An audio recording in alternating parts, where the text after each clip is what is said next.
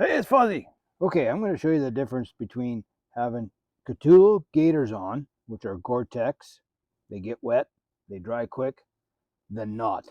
Okay, watch this. Nice and clean, no grime, nothing in my shoe. Let's take it off, find out. Nice and clean. Socks are clean. Now let's see when I don't have them on. Other than being water resistant and shed all the water away from my leg and my socks, but this is what it prevents. Now watch this. Look at all the grass in there.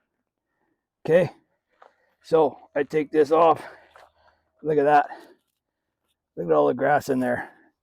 And that's what my Kahtoola prevents from happening, is that. So I don't have to get all this and little tiny blades of grass get in my socks, and it's really hard to get them out.